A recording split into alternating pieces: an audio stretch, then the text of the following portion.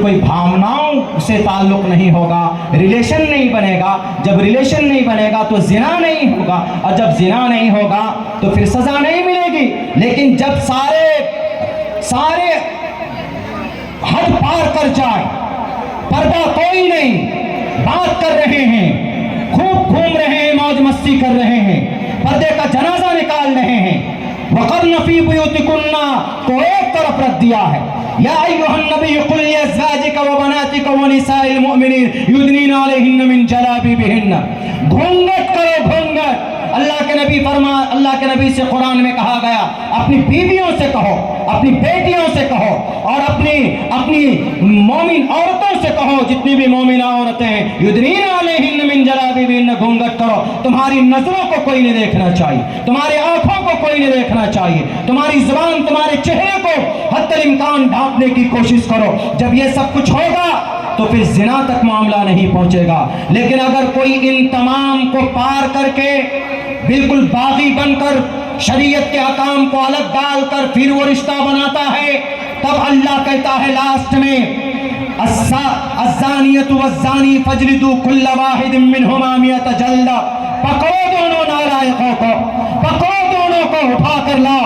बड़ी मौज मस्तियां की है इन्होंने, और फिर उनके जिस्म पर 100 कोड़े बरसाओ, भी कोड़ा चमड़े का होना चाहिए, लेदर का होना चाहिए, ताकि लगे तो खाल खींचकर बाहर आ जाए। और ऐसे नहीं कि कोई पैसा वाला है, कोई एमपी एमएलए का बेटा है तो नरमी बरती जाए कि नहीं एमपी साहब का बेटा है, मिनिस्टर का बेटा है, फोन करके पैरवी कर दो। नहीं, वला ताखुजुकुम बिहिमा राफतुन फी दीनिल्लाह। बताइए आज की हालत को बयान करता है कि नहीं करता? आज अगर कोई मिनिस्टर का बेटा होता है तो अगर कोई अपराध करता है तो जनाब उसको सजा नहीं दी जाती, और अगर कोई गरीब कमजोर का बेटा है तो उसको उठाकर जेल के अंदर डाल दिया जाता।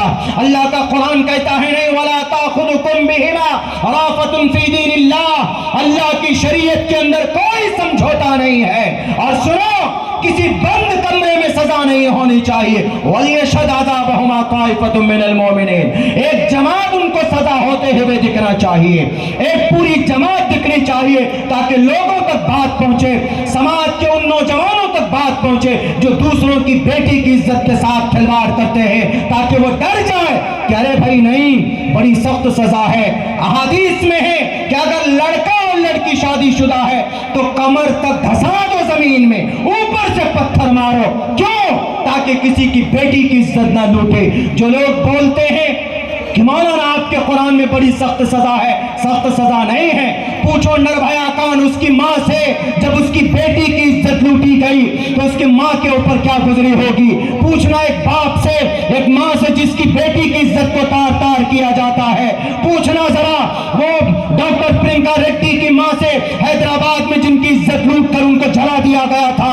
पूछना जाकर कलकत्ता के उस 10वीं में पढ़ने वाली उस बच्ची के बाप से, अकेले बाप ने बेटी की परवरिश करके उसको डॉक्टर बनाने की कोशिश की थी, लेकिन पेट्रोल डालकर जिंदा जला दिया था। उस बाप से पूछो कि उनके रेपिस्ट बेटी के रेपिस्टों को क्या सजा मिलनी चाहिए। वो बाप कहेगा कि मेरे नजरों के सामने उसके जिस्म के टुकड़े कर दिए जाए। हमारा कुरान फिर भी इतना सख्त सजा नहीं देता है। इसलिए मैं कहता हूं कि कुरान के अहकाम को नाफिज कर दीजिए।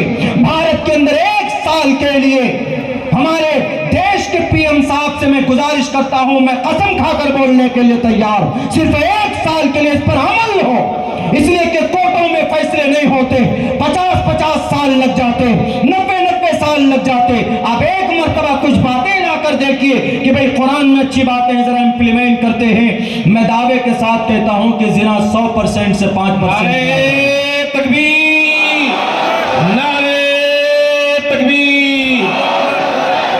मेरे भाइयों, वक्त चूंकि काफ़ी होता जा रहा है, अभी दस्तार बंदी भी होनी है।